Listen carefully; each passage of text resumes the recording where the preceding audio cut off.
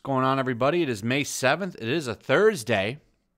Hope you're doing well. So let's talk about the comic book industry. Two people. We're going to talk about Dana Schwartz, the upcoming She-Hulk writer.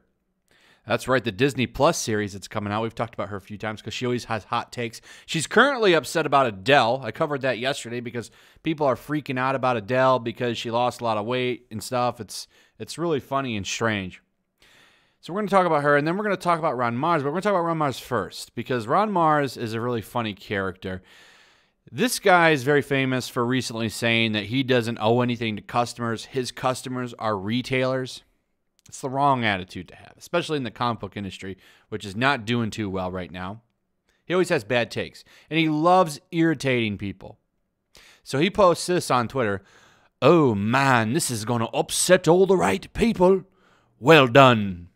He's, of course, responding to a Disney Plus updates, which I covered yesterday, about in hashtag Ironheart series in development for Disney Plus, plan to start shooting in 2021. The original series followed Riri Williams, a 15-year-old genius who builds her own suit based on Iron Man. Well, she steals Tony Stark's tech, but she's a terrible character. Terrible character. But she's assuming that people aren't going to like the character because, well, oh, those basement-dwelling istophobes. You know, as the people in the comic industry do, anybody that doesn't like stuff like Ironheart is, of course, an istophobe piece of garbage. Now, Ron Marz loves talking trash to fans. He says right here, "An hour later, random dudes who don't follow me want to express their objections." So then he goes, "Yep, had to be Dr. Blockenstein this morning." So blocking more customers. Kind of funny. Ron Marz recently had a Kickstarter right here, Demigod, the complete series. Only managed to pull in 154 backers, barely raised $7,000. By the way, because of everything going on right now, this campaign actually got extended by Kickstarter. In fact, all of the campaigns on Kickstarter got extended because of everything going on right now. And that's the only reason this book funded. I was originally going to make a video talking about it, but it funded. I mean, I can still talk about 154 backers is pretty pathetic, especially when you're a well-known writer in the industry who's written Star Wars books, Silver Surfer, Green Lantern. But, you know, he can barely raise $7,000 for his Demigod, the complete series Kickstarter. It's a joke. These comic book pros are going to have a hard time if the comic book industry goes under because they're so nasty to fans that they can barely get any of them to back their independent projects, which is kind of the problem. Nobody cares about who the people are behind Spider-Man. That's kind of the thing. They care about the Spider-Man character, but they don't care about the people who are currently writing him or drawing him. Unless, of course, you're like Stan Lee or something. Ron Marz is no Stan Lee.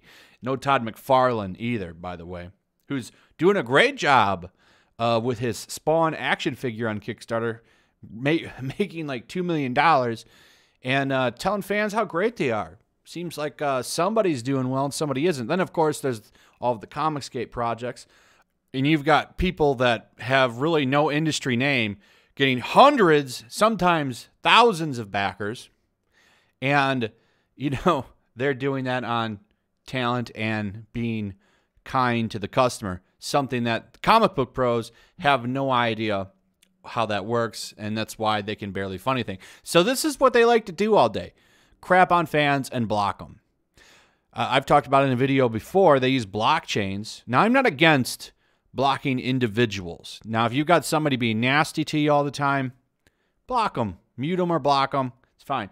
But don't block all of their followers. That's the big problem, okay? You know, there's trolls out there. You want to block a troll. I don't really have a problem with that.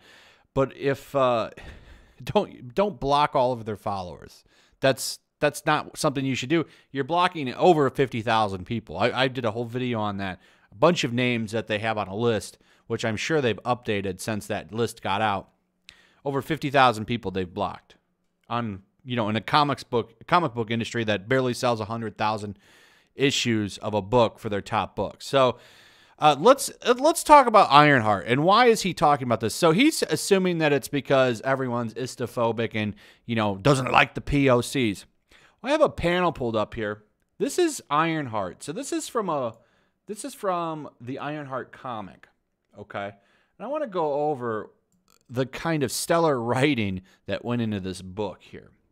So this is a panel. This is Ironheart in school. And what's happening here is she's talking to her teacher, okay? This is years ago in Chicago. She says, "Hi, this is quite the time, Miss Williams. I wanted you to know I decided that when I grow up, I want to be," and she says, "Let's hear it. I'm going to be a scientist." "Great." She says, "Great with a question mark? That's great." "No, you're supposed to say, you mean like a nurse?" And then I say, "Why would I say that?" The teacher says, "You're supposed to tell me that nursing and teaching are noble professions and that people like me don't get to grow up to be scientists. Why would I do that?" she says. So the premise here, let me show you the panel so you can actually stop and read it for yourself if you want.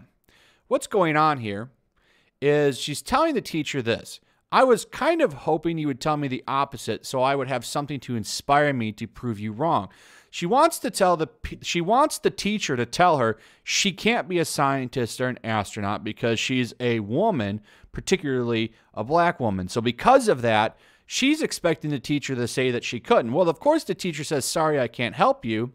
And look at this. So this is the big brain writing at Marvel Comics. This is the real problem that people have with these trash comics. So look at this. So she says, "Sorry, I can't help you.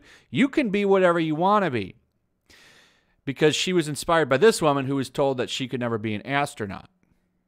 So she says, "Sorry, I can't help you." So she stares at her. She goes back to work. She stares at her. And then she keeps staring at her.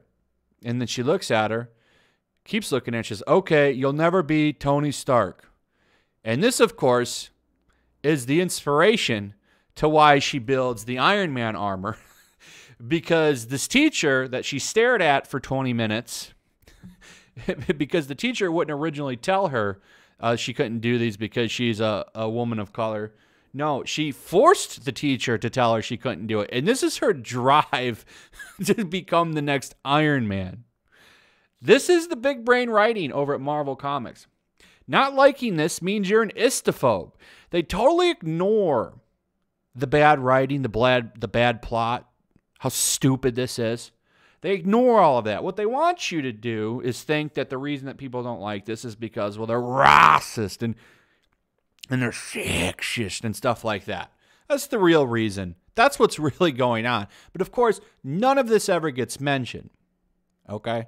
And never forget that the media praises these books. This is fantastic writing to them. CBR, 10 out of 10. IGN, graphic novel of the year. So there you go. I hope this is some context. I talked about this panel before. I didn't have it. I found it on Reddit. So enjoy. This is the big brain writing that's going on over at Marvel. Also, this is Brian Michael Bendis writing. This is the man currently writing Superman at DC Comics, one of my former favorite books. Ruined it completely. This is what he brings to the table. So that's something I wanted to bring up. I just want to show you guys that. So that's one of the problems with the comic book industry right there. Ron Marz and the way he treats customers. Also leaving out the context of how bad that Ironheart character is. So then we have Dana Schwartz going crazy over Adele. By the way, I didn't know this, but Dana Schwartz is currently writing Rescue at Marvel Comics. Isn't that lovely? Isn't that lovely? I'm going to have to pick that book up and check it out and see how good of a writer she is. I wouldn't know because, well, she's only ever had any experience in documentaries, but apparently, you know, she can go ahead and write for Marvel Studios now. So I'm going to have to check out that book and see what kind of writer she is. I'll give it the benefit of the doubt. Maybe it's good. If it's good, I'll say so. But I definitely will be finding that Rescue issue 1, and then issue 2 comes out in June. But we'll see if we can do a review for issue 1 real soon here. But anyway, Adele, quick story if you didn't see the last video, lost a lot of weight, very skinny now. So you have a lot of outlets saying, "Oh, Adele looks great. She looks awesome now." And of course, the woke brigade over on Twitter, they're going crazy. She looked great before and all this stuff. So Dana's, of course, losing her mind. I love woke websites praising Adele's new pick to high heavens while tying themselves in knots, trying not to sound fat-phobic. feminist website cheering on Adele's weight loss. Yes, queen, you look amazing, as always. Then why are you sharing the pic? Because she's as pretty as she always is. She just looks very healthy. And then she says, but not because she's skinny. Now, just because she happens to look better. And then she has, this is from BuzzFeed, by the way. Adele posted a new pic of herself, and she's serving your honor. And then Dana gives her real thoughts on this. As someone who has dealt with eating disorders across the gamut, I can tell you, internalized fat phobia is a real effing thing, and dressing it up as progressive language doesn't change the fundamental cultural problem you are engaging in. That's her thoughts, freaking out about it. So I really hate this attitude, this whole, like, let's not praise people for losing weight, because we really should. And I talked about this in my last video. I more so wanted to go over her freak out, but you should praise it because it's very hard work to lose weight, especially in Adele's case. She lost a lot of weight, probably like 100 pounds. And to go from that size to the less than 100-pound size takes a lot of dedication, a lot of training, a lot of habit changing. Takes a lot of work. Should be praised. Should be praised. And to say otherwise is wrong and unhealthy and dangerous. So anyway, can't wait to watch She-Hulk. I can say that. Cannot wait to watch it. Because you know it's going to be terrible. Maybe it'll be good. I don't know. We'll see. Anyway, that's it, guys. Thanks for watching. Give me your thoughts on all this. What do you think of old Ronnie Marz? What do you think of that Ironheart book? What do you think of Dana Schwartz? Give me your thoughts.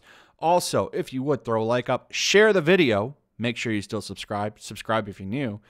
And I will see you guys on the next one. Peace.